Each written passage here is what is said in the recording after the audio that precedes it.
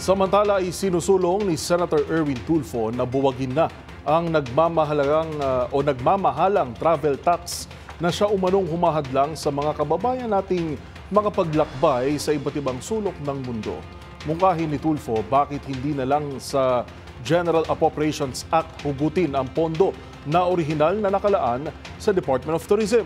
Ang buong detalye sa ulat ni Dustin Bayog.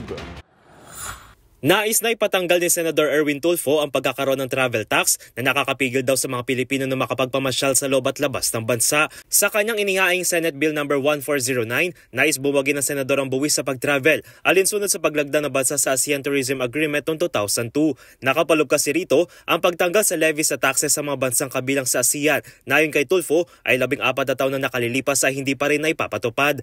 Sa panayam sa DZRH, sinabi ni Tulfo na mabigat ang buwis para sa ordinaryong pamilyang Pilipino na makapaglakbay dahil bukod pa ito sa ilang pang fees na kailangang bayaran. Ang problema, hindi nabibigyan ng chance yung mga ordinaryong kababayan natin, lalo yung mga middle income. Mabigat sa kanila yung katunying, yung 1,600, 2,000.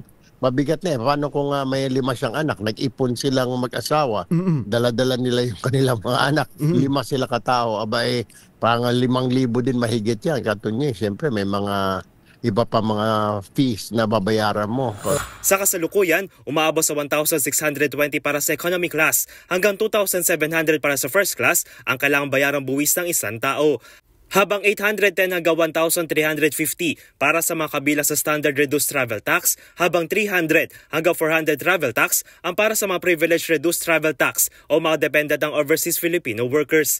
Ang mga nakokolektang buwis dito ay nahati sa ilang ahensya ng pamahalaan, gaya ng Tourism Infrastructure and Enterprise Zone Authority o TIAZA, Commission on Higher Education o CHED, at ang National Commission for Culture and the Arts o NCCA. Kaya naman bahagi ng panukala na ito ay kuhain na lamang sa ilalim ng General Appropriations sa GAA sa pondo na ilalaan para sa Department of Tourism o DOT. Kaloob pa rin naman ang TIAZA sa ilalim yan agency yan ng Department of Tourism at binibigyan din naman ang Department of Tourism ng pondo. So binibigyan din naman nila ang TIAZA ng pondo para para yung mga lugar, tama ka, yung pagpapagawa ng magandang kalsada, pagpapagawa ng mga CR sa mga tourist destination. Yes. Para sa MBC TV Network News, ito si Dustin Bayog ng DZRH TV.